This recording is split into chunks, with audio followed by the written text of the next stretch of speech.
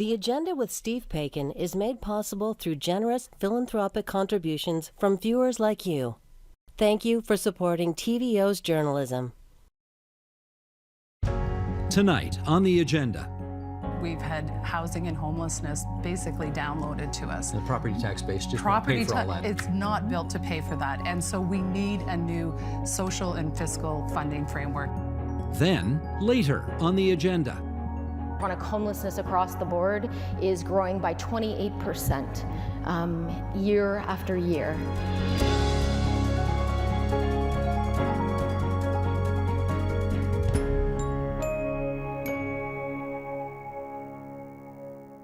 For cash-strapped cities facing the ongoing housing crisis in this country, the $4 billion federally funded Housing Accelerator Fund could help get more homes built faster. That's the idea, anyway.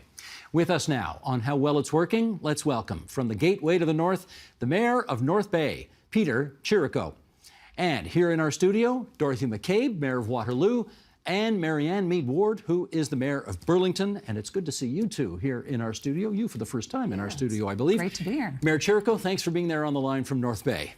Thanks for having us. Whenever we have the Mayor of Burlington here, I always have to do this full disclosure thing off the top, because you probably know more about my brother's business than I do. I try to. Yeah. I have a brother who's a home builder who lives in Burlington, and I guess does some work in Burlington? Few projects, yes. He does? Absolutely. Okay. Yes, he does. Okay. As we say, you know more about this than I do, so we put that out there in the interest of full disclosure. Let's start, Mayor Mead Ward, while I've got you here. This Housing Accelerator Fund that the feds have come up with, designed to remove barriers, to encourage local efforts to get more homes built faster. Municipalities have to promise the feds that they're going to do various things in order to make it all happen. Question, how well is it working so far? I think it's great. I think it actually says that it will take an all-hands-on-deck approach to deal with the crisis. What is being asked of us, the 1.5 million homes, that's just in Ontario over the next 10 years, has never been done ever. We've only ever done half of that. Ever. So we're doubling what's never been done before and then trying to do it. And municipalities can't do it alone, developers can't do it alone, province can't do it alone, regions can't do it alone, federal government can't do it alone. So we all have to work together. And for us, we are quite happy to accept and receive taxpayers' dollars that they've already given to other levels of government, bring it back to us so we can do good with it. Mayor McCabe, how's it working where you are? Well, we just we just had the announcement about 3 weeks ago. So we are gearing up right now to determine the best ways to utilize this money. But I can tell you one of the things that I'm really excited about, and the City of Waterloo got $22 million from the federal government to build 650 homes in 3 years and about 14,000 over the next 10. But what I'm excited about is it lets us take a bit of our destiny into our own hands, because part of one of our big challenges, we've got a tremendous amount of interest in building in Waterloo, but given the market conditions, as your brother would know, unfortunately, there's a lot of developments that are stalled. So hold that thought. I want to come back to that about what's stalled and what actually is but incentivized this will give to us the opportunity to work directly with nonprofits, co-ops, on particularly affordable and attainable housing projects, and we can utilize this money from the federal governments to, as I said, kind of control our own destiny and begin projects. Gotcha. Mayor Chirico, how about in North Bay? What's happening? Well, we're ready. We're ready for an announcement. We certainly hope that an announcement will be forthcoming from the federal government. Certainly, a lot of the larger centers have been already dealt with, as we just heard from both mayors from Waterloo and Burlington. But we in Northern Ontario are still awaiting funding, at least on this National Housing Accelerator, to be able to meet some of those targets. And we have special needs in the north. We underpopulated, underserviced, all of those things.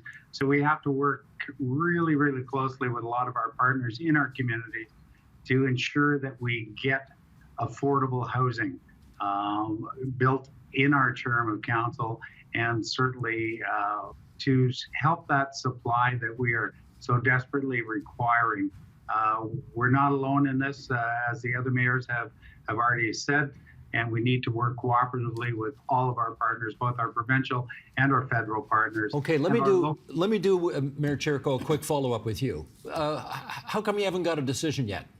That's $1 million question, or multi-million. I would suggest.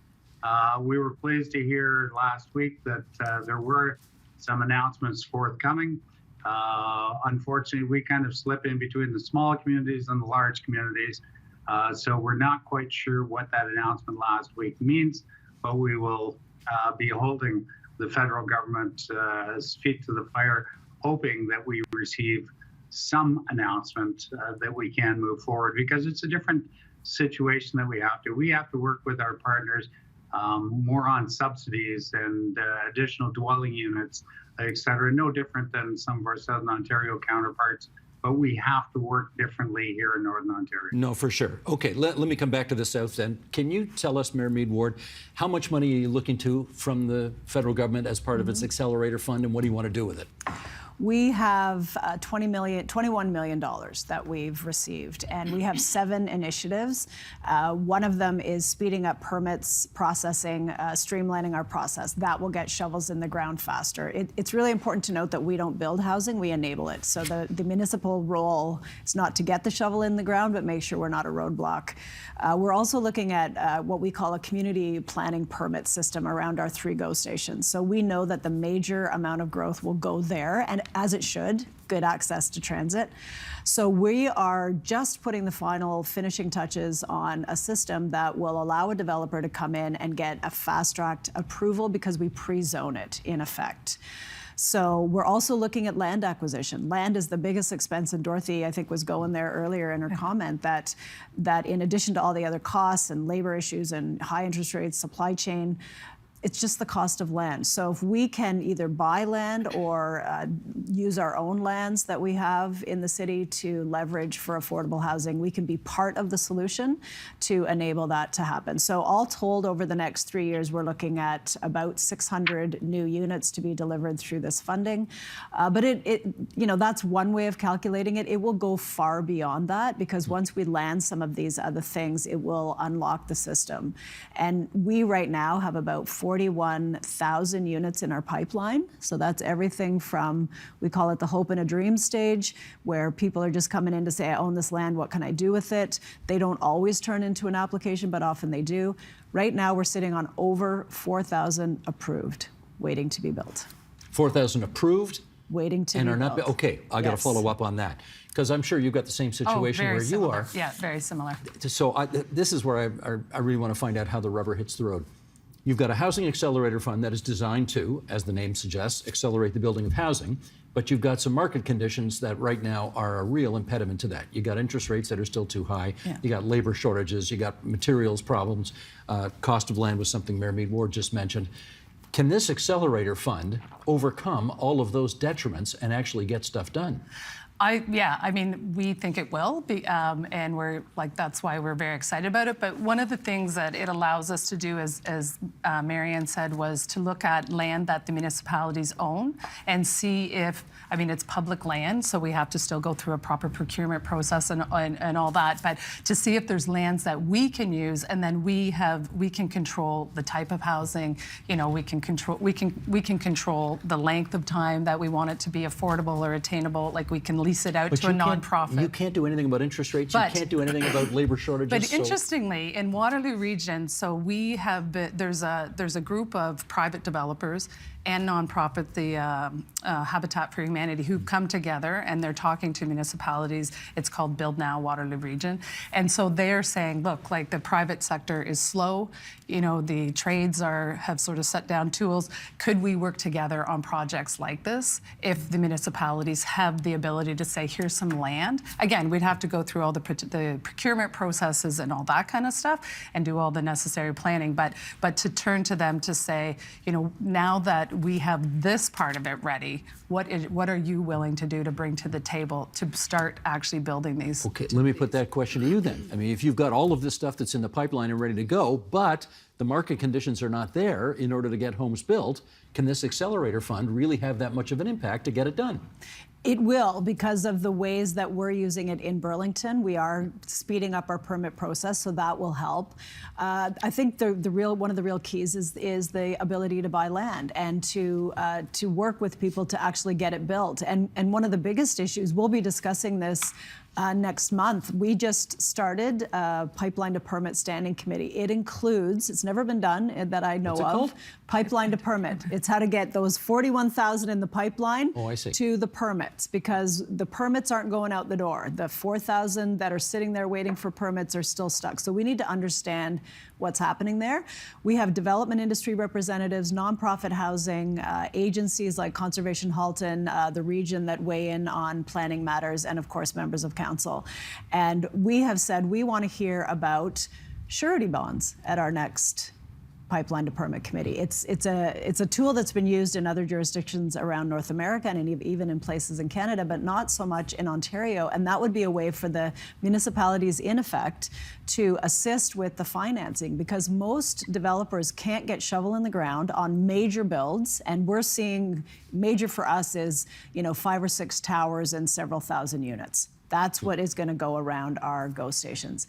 They can't get the financing from the bank until they're 70% sold. That's what they're telling us. And with interest rates being high, with people not being able to qualify for a mortgage, that's right. Mm-hmm. And so if we can assist in that way, so there's other things outside of the half, even outside of really what is normal practice for municipalities that we can entertain. So we're looking at every single tool, and it's not going to be one solution fits all. The half isn't going to solve all our issues alone. It requires all these other pieces to be there too. Well, let me go to Mayor Chirko on that, because you did say in one of your first answers that things are different in Northern Ontario, and there are kind of conditions that are specific to the North that are not the case in the South. For those people who are watching us or listening to us in Southern Ontario, educate us. What's different about the way things are where you are that makes it either different or more complex or whatever?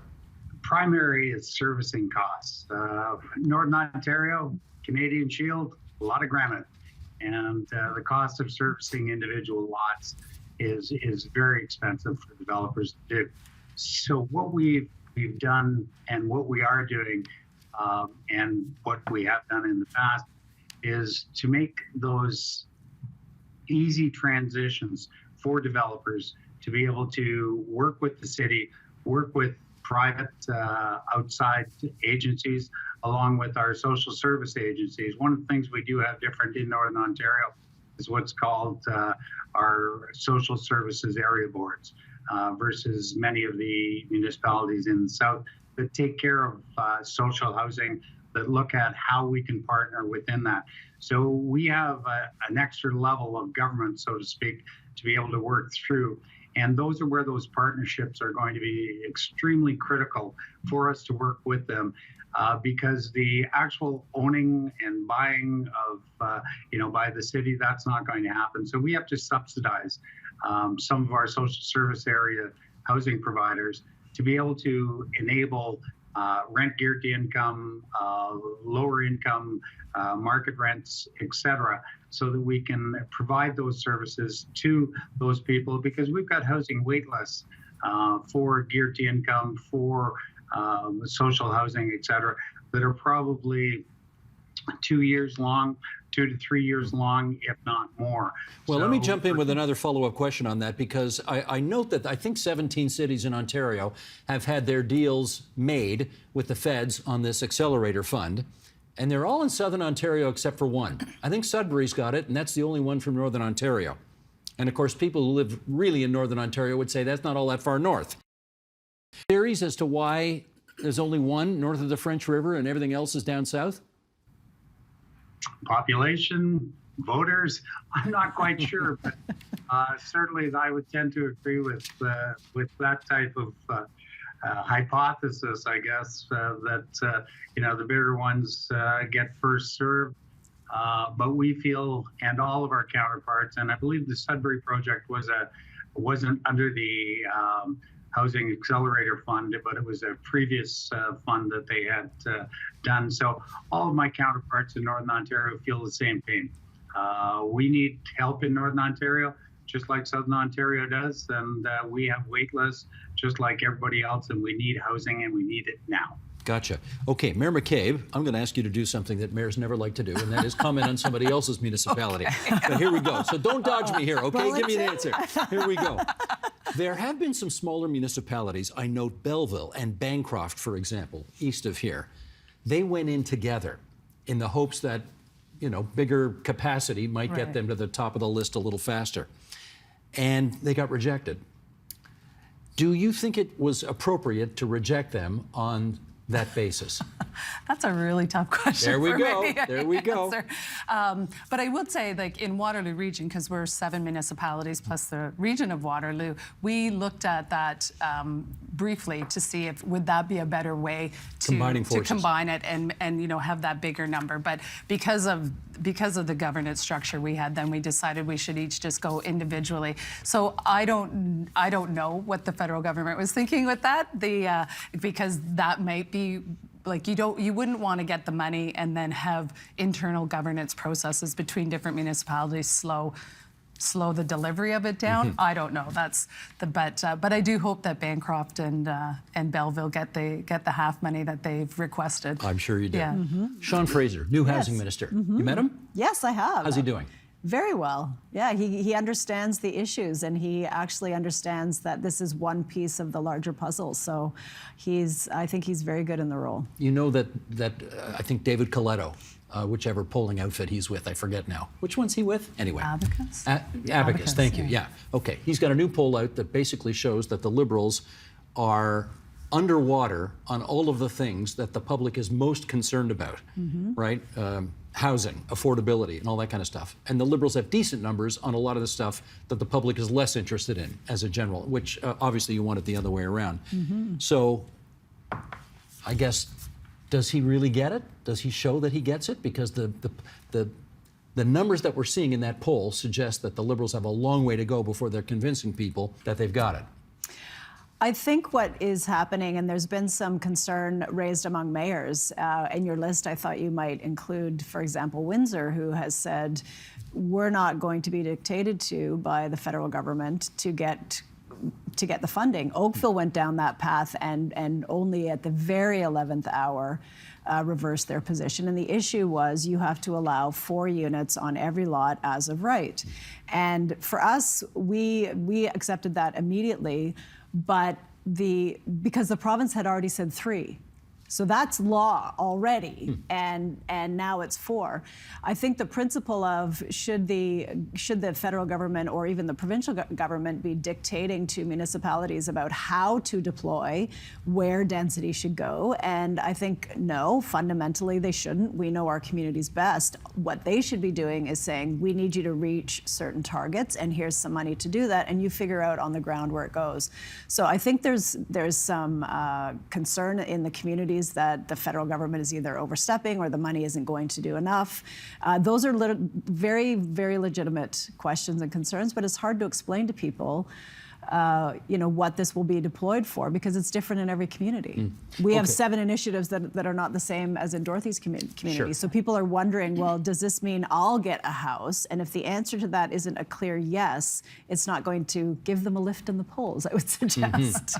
Mayor Chirko, federal budget's coming out next month. There's every possibility that somebody from the Federal Ministry of Housing, or Ministry of Finance for that matter, are going to get a transcript of this program. So what do you want to tell them?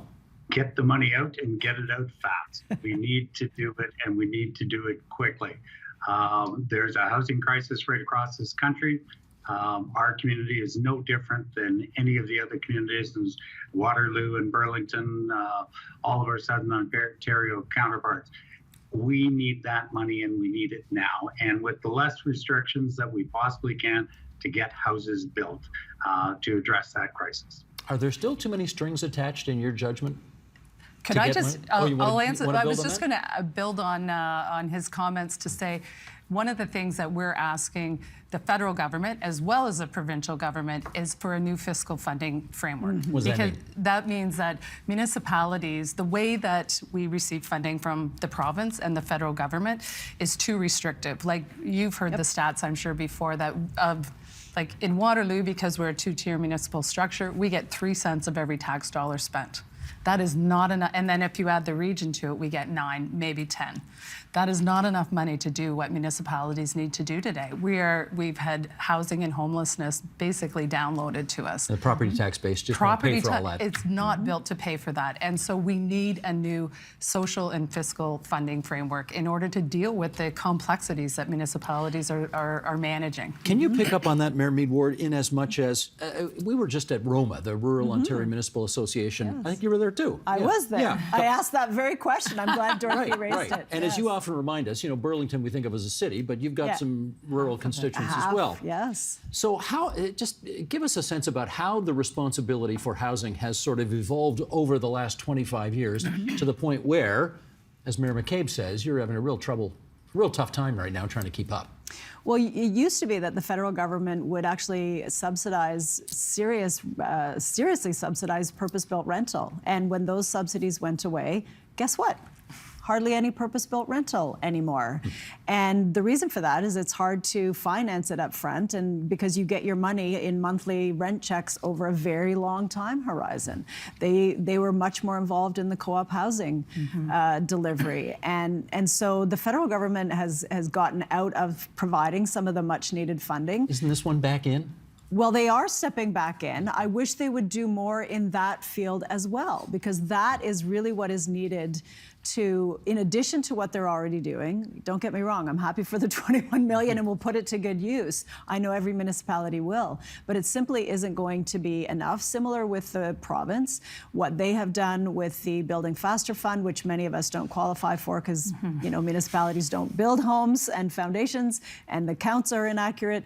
Don't get me started on that, but apparently you are started. Yeah, I guess I am started on that. But the reality is that the funding that they've announced, 1.2 billion across 10 years and 444 municipalities, that is not going to cut it. So if we're serious, truly serious about meeting the supply issue, we're going to have to change how municipalities are funded. And you asked earlier about are there too many strings attached? Right now, we have to go, cap in hand to the federal and provincial government, hope there's an allocation funding stream that opens up, hope we qualify, put in our application, which is a lot of red tape, hope that we'll get some of it, and we have no idea. And this is for multi-million-dollar, major multi-year investments like infrastructure to enable housing to be built, and we have no way to plan. We don't know if we're getting the money. We don't know if we're getting all or some.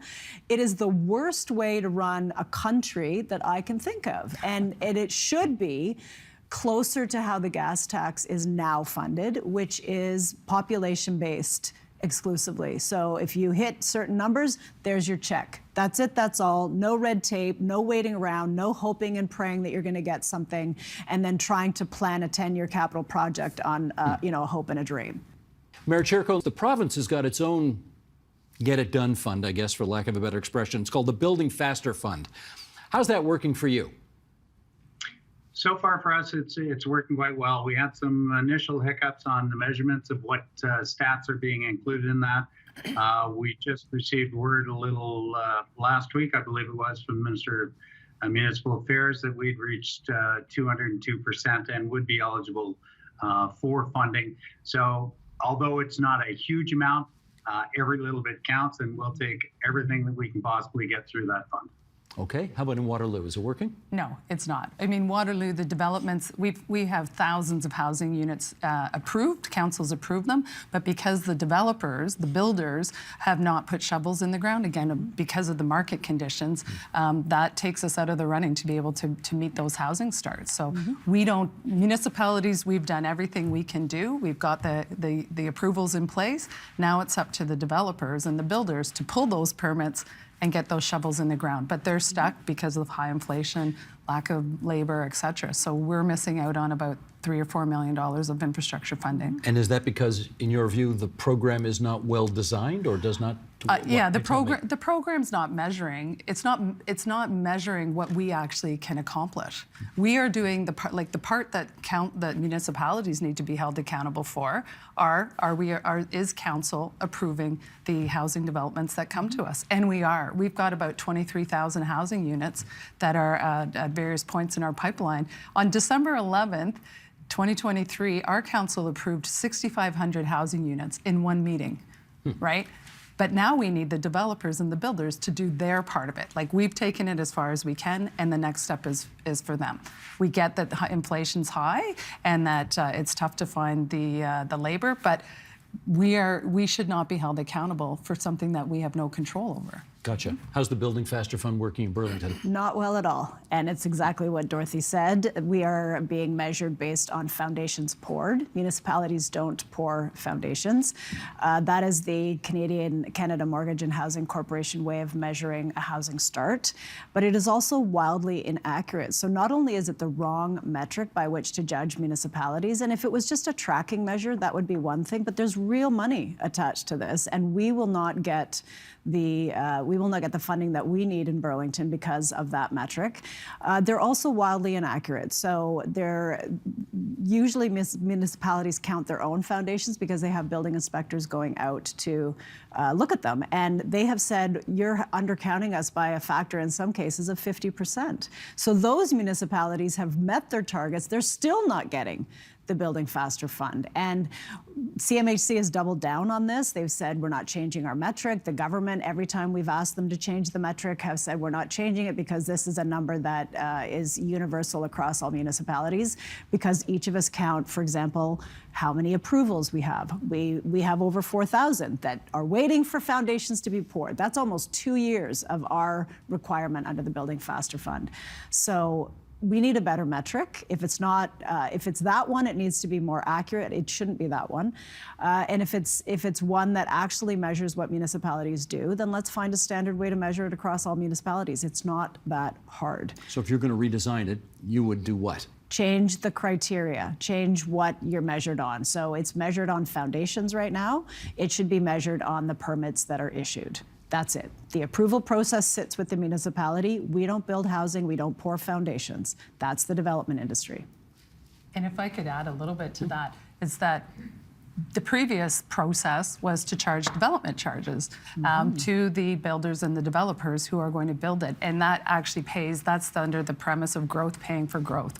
So they've taken that funding away from us. What happened to the development charges? Yep.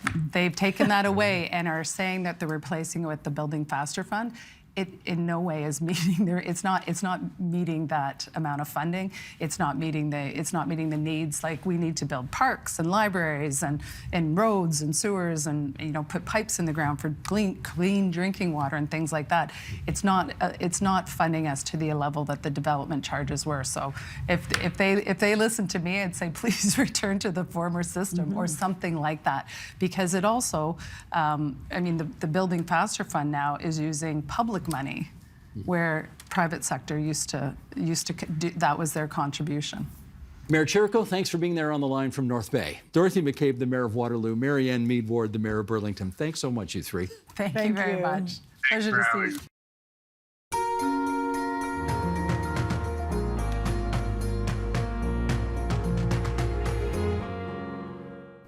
Communities across Ontario are grappling with homelessness. It was a big topic at the Rural Ontario Municipal Association's annual conference last month. Have a look. Okay, we got a tough subject for you for the next patch of this conference. So we're going to do our best to have a good discussion about homelessness and about what you folks can all do about this. Visible and hidden homelessness.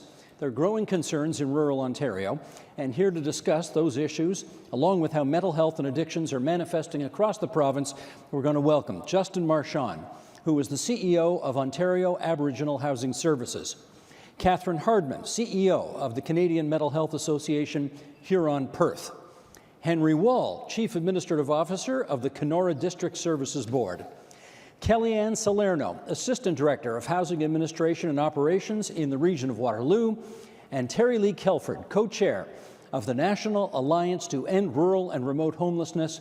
She's also a registered psychotherapist, and would you welcome them here to the stage this morning? Great to see everybody. Okay, Terry Lee, I'm going to start with you. We've got an image of homelessness in the big cities that I think we all understand. But I want a better understanding of what it looks like in rural Ontario. Fill in the blanks, if you would. Right. I think in rural communities for a long time, homelessness has been seen as a hidden issue, and it really is for a variety of reasons, though, not simply because it's couch surfing, which is often the misconception, I think, but homelessness in rural communities is hidden because we often send people to the cities, or people go to the cities to access services, or thinking there's going to be services for them. Certainly, I started a coalition 25 years ago because the only solution we had to youth homelessness was to put them on buses and ship them to the city. So it's also hidden because in rural communities there's more places to hide. You don't see people sleeping under streets, but they'll be in the wooded area just off the outskirts of town. They'll be in cars, they'll be in campers, they'll be in trucks. I would also argue that it's hidden because we don't talk about it enough in provincial and federal policy. We have too many programs that are geared towards urban centers and not enough towards rural communities. We have dedicated capital streams, we have Reaching Home, designated community funding, we have programs in Ontario like Strong Mayor programs that are all geared towards urban centers without acknowledging the significant issue that we have in rural and small communities. Henry, what does it look like in northwestern Ontario? And I think I'd like to build on that, in that we do a really good job at sending people away.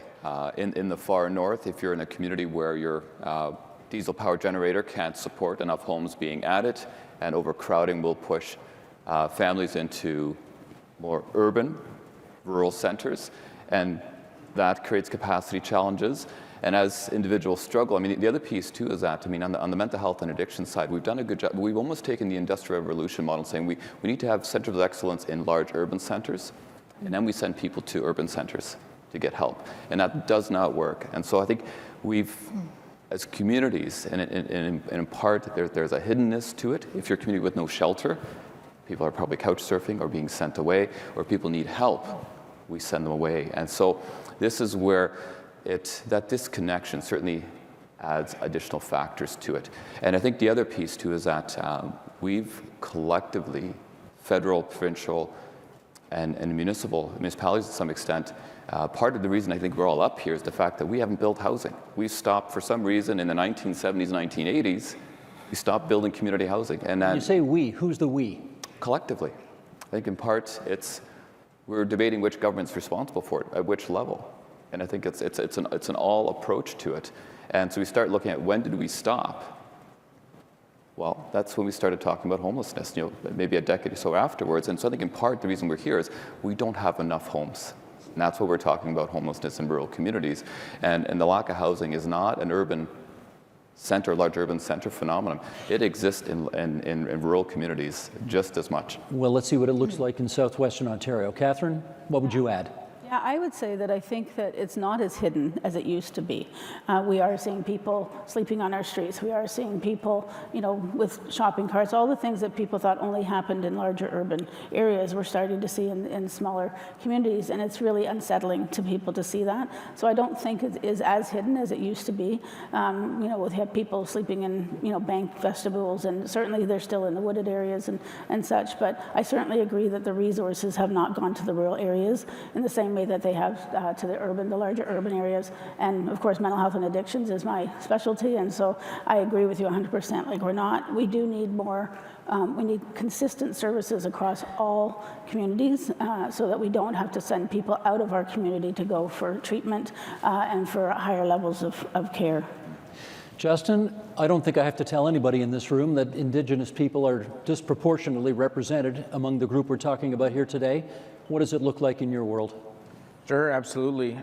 Indigenous people are 11 times more likely to experience homelessness than the rest of the population, so that's not a small figure by any means.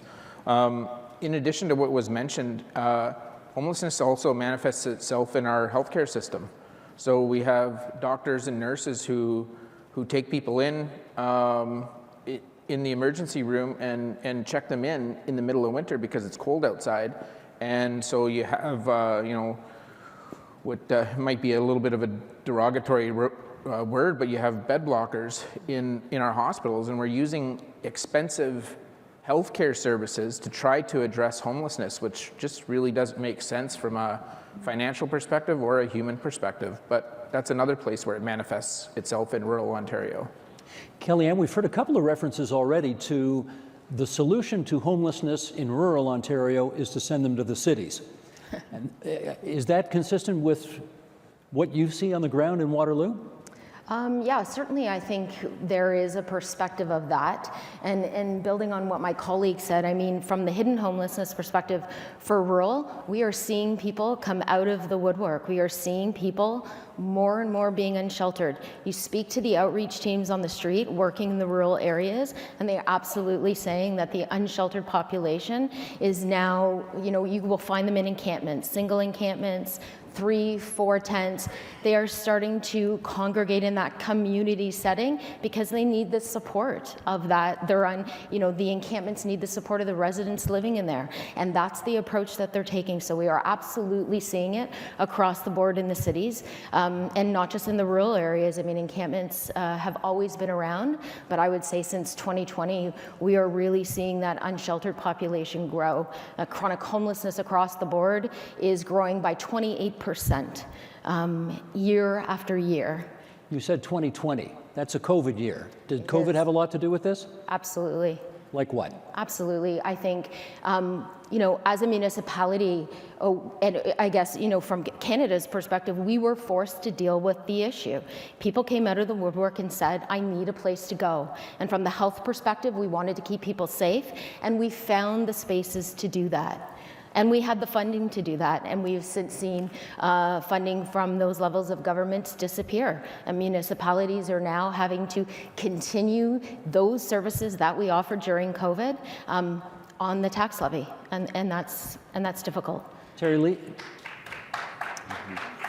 Terry Lee, we have an impression, and you can tell me if it's right or wrong, that the vast majority of people dealing with homelessness have mental health or addiction issues. Is that the case? Well, I work with youth, and I'll wear my psychotherapy hat as well. And when I speak publicly about mental health and addiction specifically, how many youth would have addictions, and would that cause them to become homeless? And often my answer is, a lot of the young people we work with, we support about 70 or 80, if I wear my other hat as being chair of a nonprofit in Lanark County that supports youth. Vast majority of them would not qualify for addictions. But if we leave them homeless, they're going to be at higher risk of addictions. And so again, if we want to go upstream, if we want to work on prevention issues, then we need to get people fast, and we need to get them housed, and we need to prevent ongoing traumas that people experience while homeless, risks of addictions. So I would argue that yes, there is a mental health component and an addictions issue that's associated with homelessness. But again, if we want to prevent homelessness, then we're also going to prevent a lot of mental health. Henry, how about for you? How much of this is a story at the end of the day about mental health and addiction issues? I think in part, and we were starting to use homelessness, addictions, and mental health almost like they're all the same term. And I think that is actually a great error we're doing.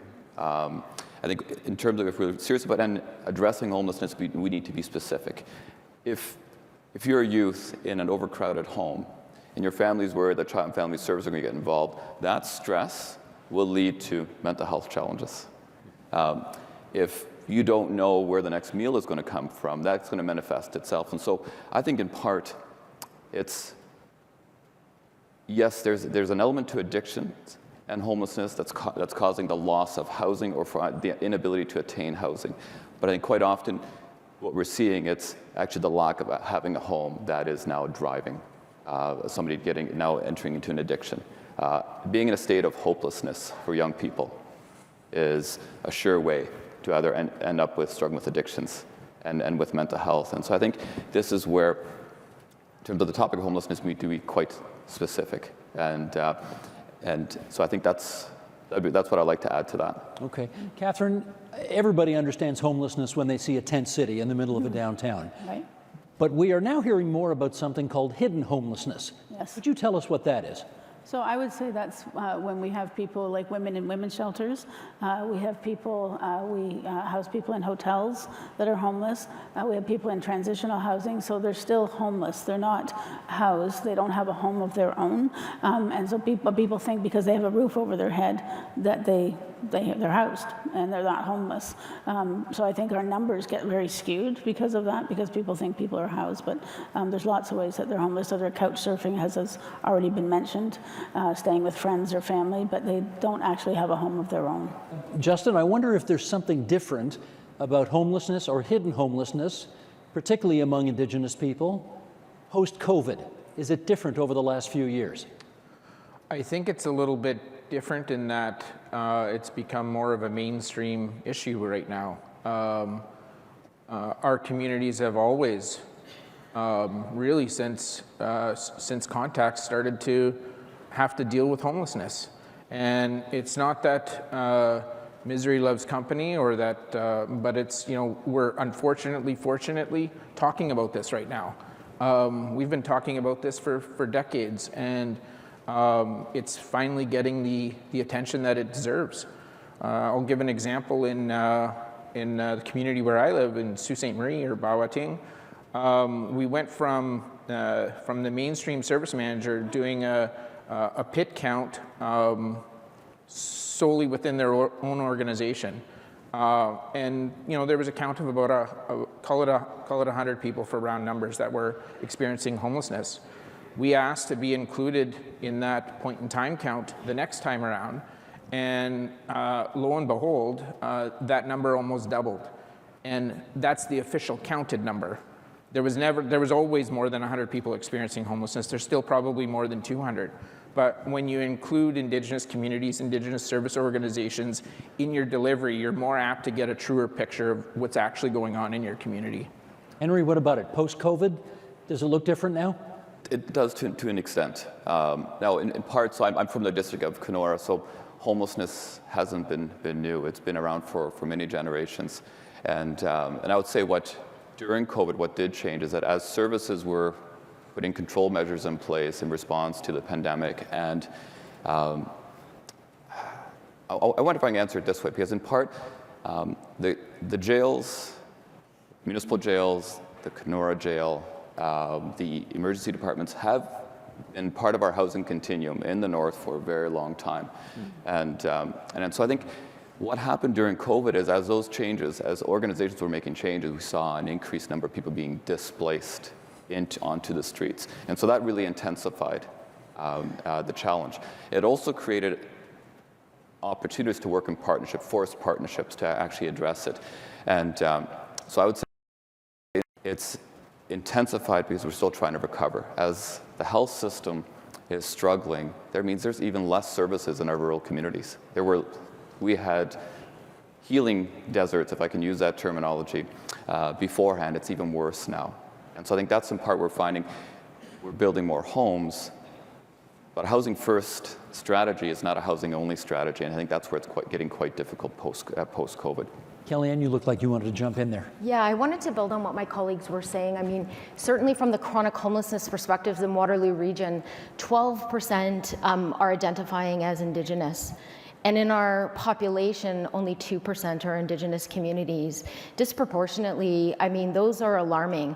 And when you talk about some of the solutions for our Indigenous partners and our communities and equity-seeking and deserving groups, you need purpose built for those communities. We partnered with KW Urban Native Wigwam Project in the region of Waterloo for a 24-bed transitional shelter. Amazing, operated by KW Urban Native.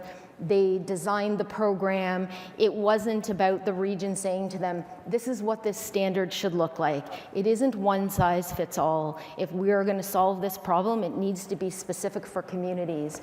And one of the things we talk about in Waterloo, we started was the plan to end chronic homelessness. So in community, for community, by community. We need to listen to the lived experts and lived expertise to tell us what they need to help us solve this problem. And so just building on some of those pieces. Justin, I should follow up with you on that. How much, in your judgment, of the disproportionate problem of homelessness in the Indigenous world in this province is because there are many Indigenous people, for quite rational reasons, who do not trust, and I don't know what to call it other than the sort of colonial-based institutional structure of the province, to have their back? Yeah, absolutely. We're starting to see the beginnings of change, but we've got a long ways to go. We keep trying to use mainstream solutions to solve Indigenous homelessness, and it doesn't work. We've tried mainstream solutions with respect to residential schools. We've tried mainstream solutions with respect to child and family services. That doesn't work. We need a different approach. Those resources in that area still aren't aligned. They're very much misaligned. In Northern Ontario in particular, over between 60 and 99% of the people experiencing homelessness are Indigenous, yet the Indigenous specific funding is only 5%.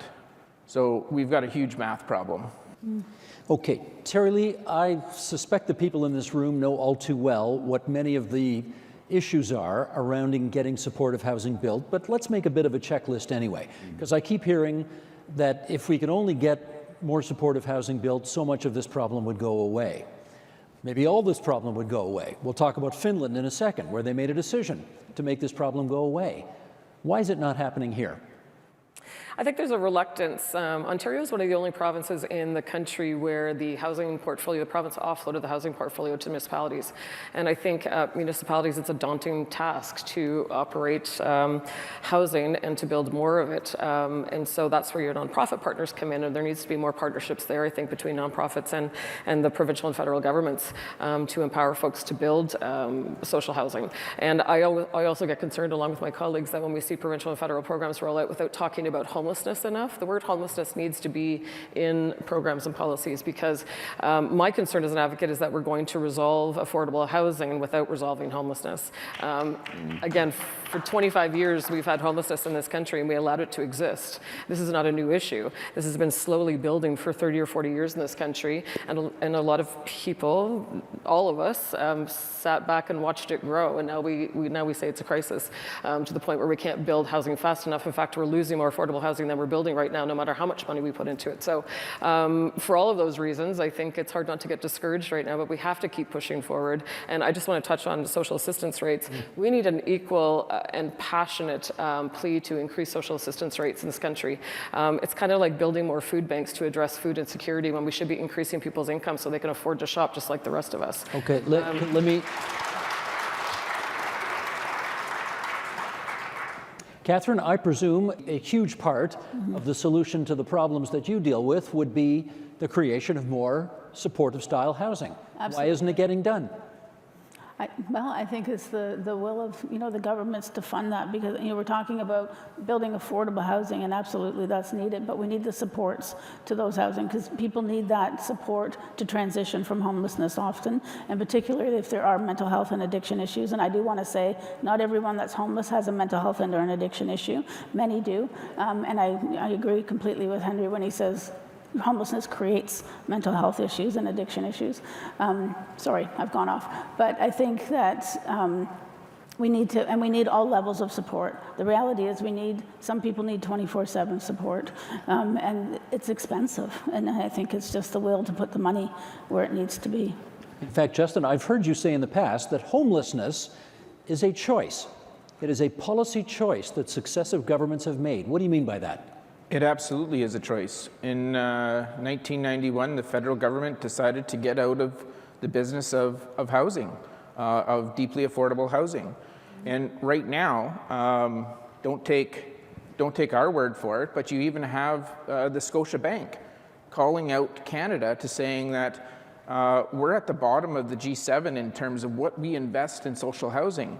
And Scotia Bank is actually calling on the federal government to double the number of social housing units in this country just to get to the G7 average. They're calling on Canada to double the number of social housing units from 220,000 to 440,000. Again, another math problem. Also at the federal level, we saw at the start of the National Housing Strategy, CMHC said we're short 2.5 million homes. Now, by 2030, they're projecting that we're actually going to be short close to 4 million homes in Canada. We've got some serious math problems that if we want to, without making a judgment on our immigration policy, but if we're going to welcome or increase our population by 1 million people per year in this country, we need to be building more than 200,000 homes. That's currently what the market's building. We need to build close to 500,000 homes. So the federal government has to align their immigration and their housing policy. Let's get reaction from Henry, then Kellyanne. Yeah, and I think everybody in this room is going to appreciate it. I mean, folks in this room are tasked with having official plans with community safety well-being plans. And I think those things are all really good. It's appropriate to be done at a local level. We have, I think, on the housing piece, on homelessness piece, we have some things that just need to be top down. We need to have a government, federal government, that is actually interested in building homes. You don't think this one is? Well, we need to look at rural communities. We need to look at the rapid housing initiatives, the last 3 rounds, and see how much of that funding actually went to rural communities. And I think the numbers will speak for themselves. And I keep saying, and this is nothing against large urban centers, but we want to start addressing the housing crisis in large urban centers, start investing in rural communities. It's that simple. And I think also there's only so much that municipalities can do. But we do need to have a provincial and federal government that are actually interested in being true partners in addressing the housing crisis. And it cannot be done through the local tax base. And because if it could be, we would have seen homes continue to be built since the 1990s. And when you start looking at almost every single community that's represented in this room, when the federal government got out of the housing business, that's when community housing development stopped. And so I think with that is we just need, I think on the other pieces, policies need to be aligned. And right now we're not seeing that. And I think until that is done, we're going to continue having us up here or other people talking about this challenge, which is the numbers will just get larger. Leanne. I almost want to say, don't get me started on the social assistance rates. But I started my career 33 years ago, and the social assistance rates look very similar to when I started. I mean, we are being comfortable keeping people in poverty. Social assistance rates and ODSP rates are keeping people in poverty, and that needs to change. One of the pieces in terms of building supportive housing, I mean, everybody in this room knows that permanent and supportive housing is the answer, but it takes time to build that and it takes dollars. But we do need to look at creative and innovative solutions until that happens. So looking at supportive housing from a scattered site supportive housing model in terms of bringing wraparound supports, delivering rent supplements to people and supporting them in the homes that they have and the units that they get until we can build that full, 24/7 supportive housing wraparound supports. Creativity and innovation, something like we did at Herbs Road in the region of Waterloo, is part of the reason why we should be looking at these solutions until we get to where we need to be. Well, okay, this is a nice segue to take us then to solutions and creative ideas that are under consideration. And since you've got the floor, let me start with you. Your municipality gained a lot of attention over the last year on the issue of encampments and what to do about those.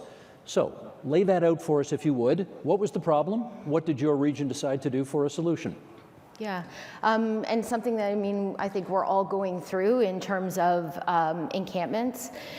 We see it a lot. We see some large encampments around the region of Waterloo, and from our municipal perspective, we are trying to support people in encampments the best that we can.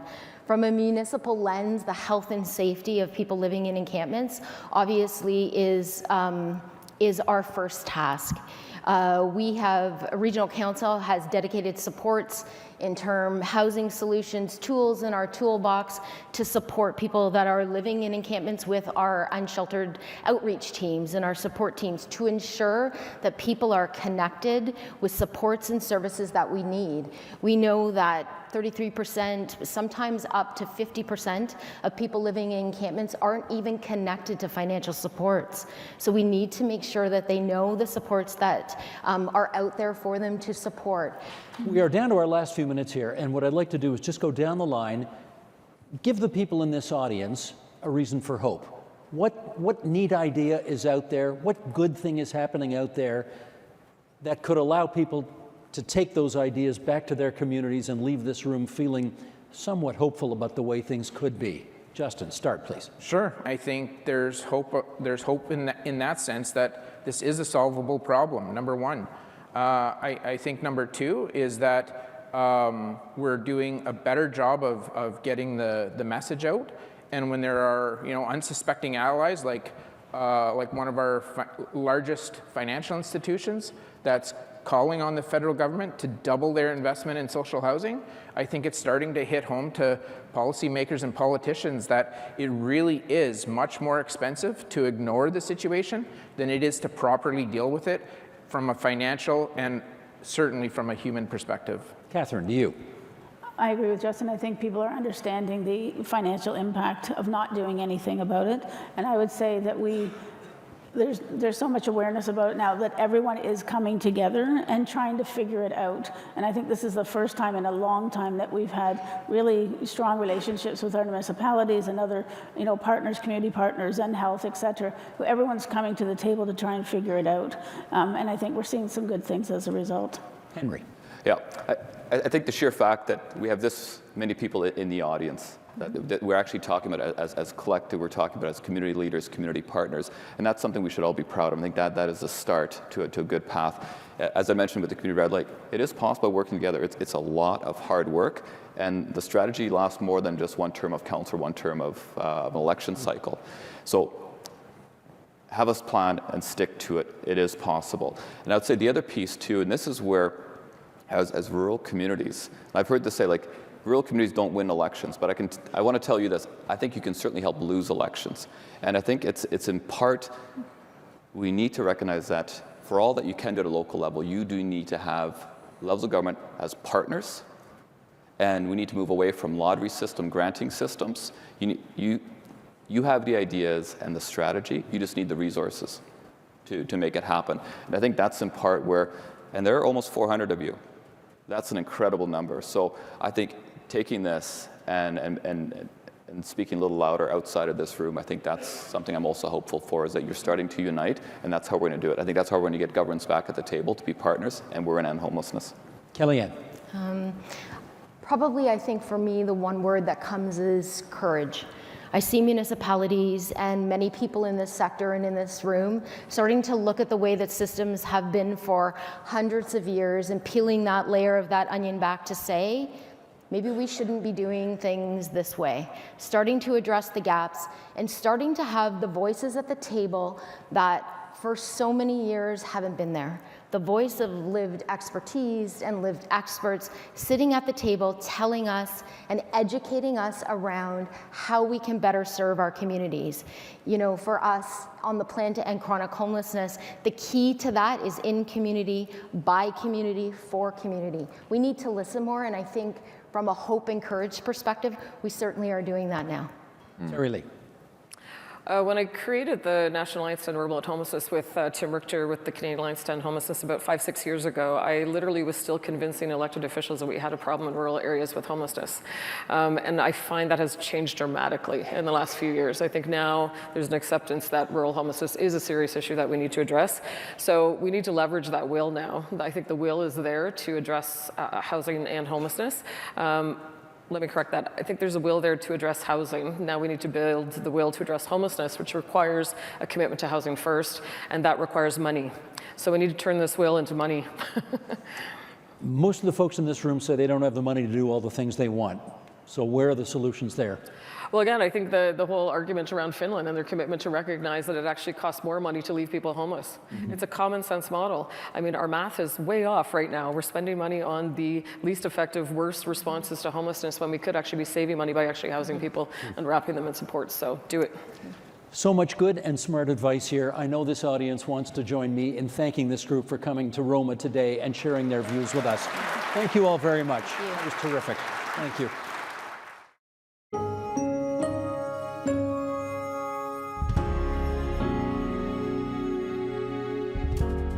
Tomorrow on the agenda.